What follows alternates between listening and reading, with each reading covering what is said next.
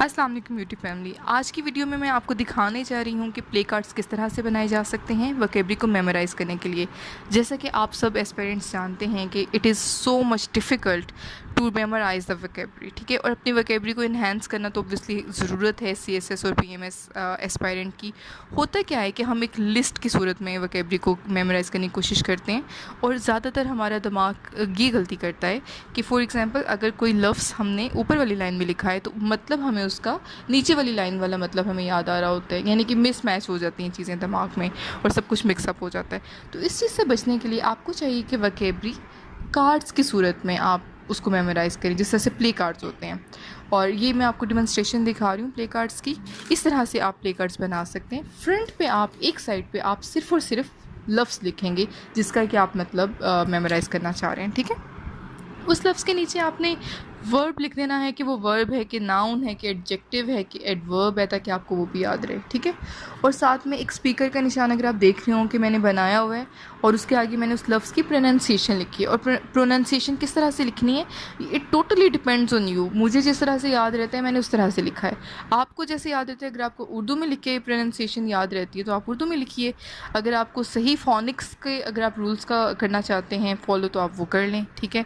मैंने उस तरह से लिखी जिस तरह से मुझे याद रहता है। देन आपने क्या करना है कि इसकी बैक साइड पे, मैं आपको बैक साइड भी दिखा रही हूँ, इसकी बैक साइड पे आपने सबसे पहले तो इसके जो उर्दू में मतलब हैं आपने वो लिखने हैं, क्योंकि यू ऑल नो कि बीइंग पाकिस्तानी हमें जो उर्दू के मतलब होते हैं ज़रा ज़्यादा अच्छे से समझ आते हैं और जो अच्छे से याद रहते हैं। उर्दू में मीनिंग्स लिखिए, ठीक है। उसके बाद आप इंग्लिश में भी इसके मीनिंग लिखिए, ठीक है। उसके बाद आप इसके सिनोनिम्स लिखिए और फिर जुमला ज़रूर बनाइए। इसका सेंटेंस इतना लाजमी है ताकि आपको पता चले कि इसको इस्तेमाल किस तरह से करना है, क्योंकि बाज़ एस्पिरेंट्स को वो वोकैबुलरी तो हैवी याद कर लेते हैं लेकिन वो फिर जुमले में इस्तेमाल नहीं आ रहा होता। तो ये बहुत लाजमी चीज़ है। उसके बाद आपने क्या करना है, आपने ये प्ले कार्ड्स बना लिए, ठीक है। देन आपने दिन के किसी भी वक्त, फॉर एग्ज़ाम्पल आप कोई एक्स्ट्रा करिकुलर एक्टिविटी कर रहे हैं या आप कुछ भी चाय पीते हुए या वैसे ही मतलब दिन में एक दफ़ा आप जैसे से गेम खेलते हैं, तो आप क्या करिए, आप प्ले कार्ड्स को अपने सामने रख के फ्रंट वाली साइड अपने सामने रख कर आप उसका मीनिंग बगैर टर्न किए आप उसका मेमोराइज़ करने की कोशिश करें। अगर तो आपको वो याद आ जाता है, ठीक है, तो वेल एंड गुड। नहीं आता तो आप उसको टर्न करके देख लीजिए और फिर जो आपको सही याद आए, ठीक है, वो आप साइड पे रखते जाइए। जो आपको नहीं सही से याद वो आप एक अलग साइड पे रखते जाइए, ठीक है। इससे आपको अंदाज़ा हो गया होगा कि आपको कौन से सही वाले याद हो गए और कौन से नहीं, ठीक है। और जो आपको नहीं सही से याद वो आप दोबारा से इस तरह से रिवाइज़ कर लीजिए।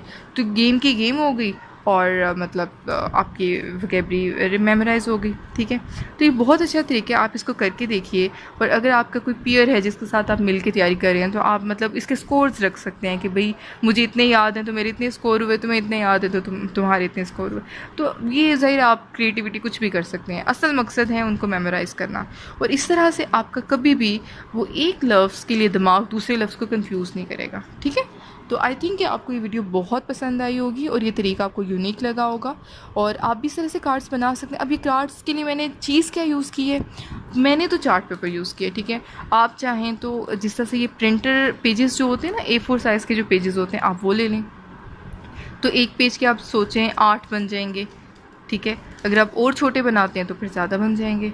तो मैंने तो ये चार्ट पेपर के बनाए हैं और एक चार्ट पेपर के मेरे काफ़ी बन गए थे।